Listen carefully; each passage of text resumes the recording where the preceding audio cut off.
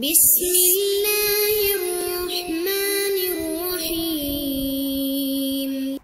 الحمد لله رب العالمين والصلاة والسلام على سيد الأنبياء والمرسلين أما بعد فأستعيذ بالله من الشيطان الرجيم بسم الله الرحمن الرحيم السلام علیکم ورحمۃ اللہ وبرکاتہ۔ عزیز طلبہ کرام، امید کرتا ہوں احباب خیر سے ہوں گے۔ انشاءاللہ آج ہم مشکات المصابیح کے درس نمبر 148 میں کتاب الطب والرقیہ فصل ثانی سے حدیث نمبر 4555 سے لے کر 4561 تک پڑھنے کی سعادت حاصل کریں گے۔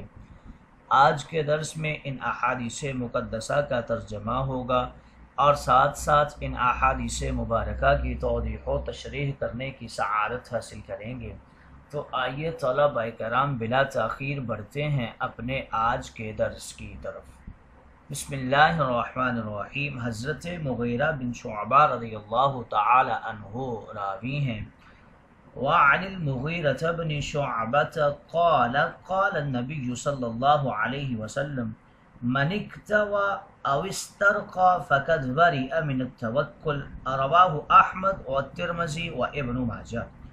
حضرت مغیرہ بن شعبہ راوی ہیں، کہتے ہیں نبی کریم نے فرمایا جس شخص نے داغ دلوایا یا منتر پڑوایا تو وہ توکل سے بری ہو گیا۔ یہ احمد، ترمذی اور ابن ماجہ کی روایت ہے۔ اکتوا جاڑ پھونک، علاج، معالجہ اور داغ وغیرہ کو جو شخص مؤثر بالذات سمجھتا ہے تو یہ بالاتفاق ناجائز ہے، اور اگر اسباب و ذرائع کے درجہ میں مباح سمجھ کر کرتا ہے تو یہ اسباب کا استعمال ہے۔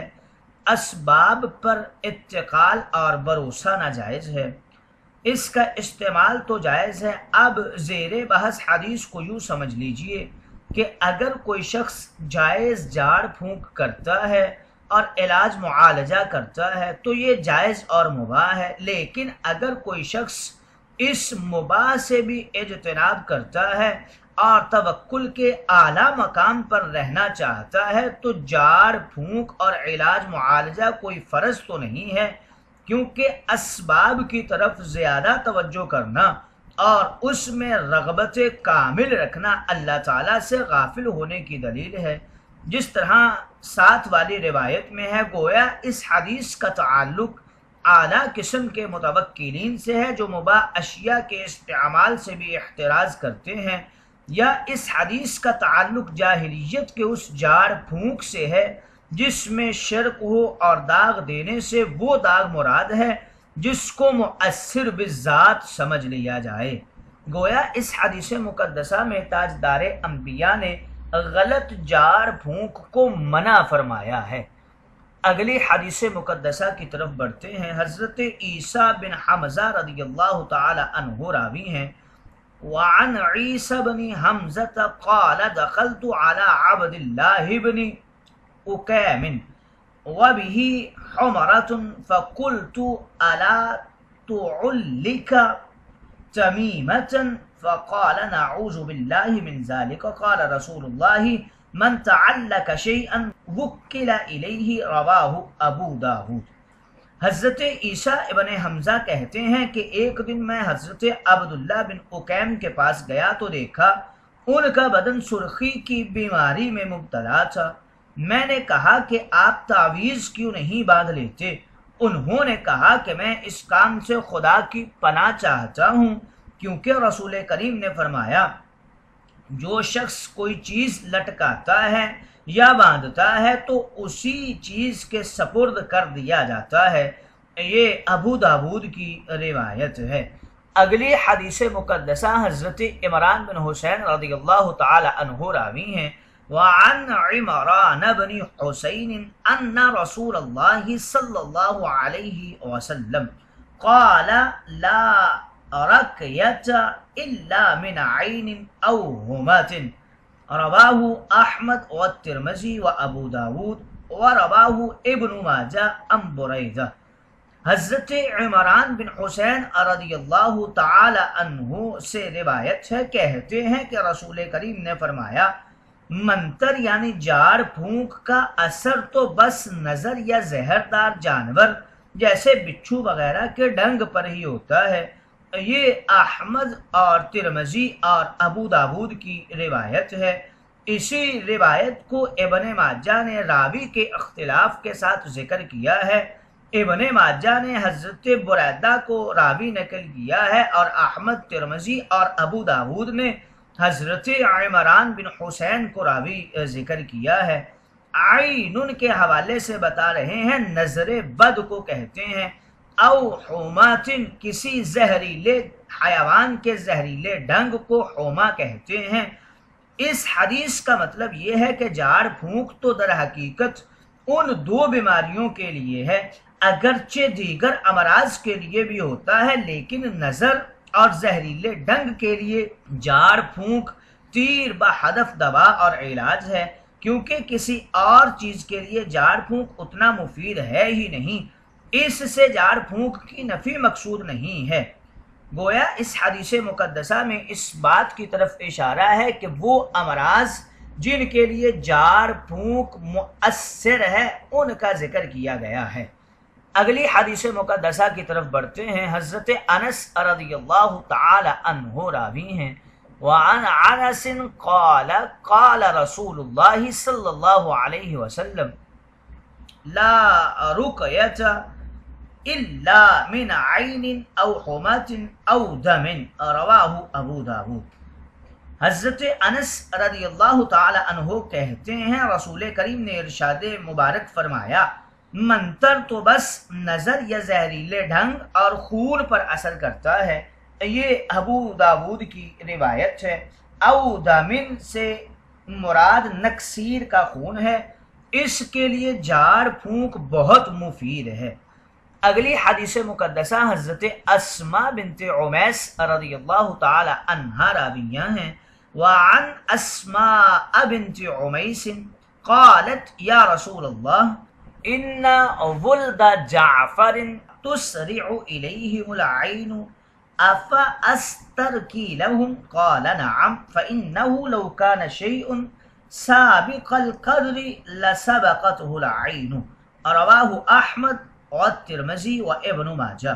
حضرت اسماء بنت عمیس رضی اللہ تعالی عنہا سے روایت ہے کہ انہوں نے عرض کیا یا رسول اللہ، جعفر طیار کی اولاد چونکہ خوبصورت اور خوبصیرت ہے اس لیے ان کو نظر بہت جلد لگ جاتی ہے، کیا ان کے لیے منتر پڑھواؤں؟ تاجدار انبیاء نے فرمایا ہاں، کیونکہ اگر کوئی چیز تقدیر پر سبقت لے جاتی تو وہ نظر ہوتی، یعنی نظر کا اثر یقیناً ایک سخت ترین چیز ہے، لہٰذا اس کے دفیع کے لیے جاڑ پھونک کرانا جائز ہے۔ یہ احمد، ترمذی اور ابن ماجہ کی روایت ہے۔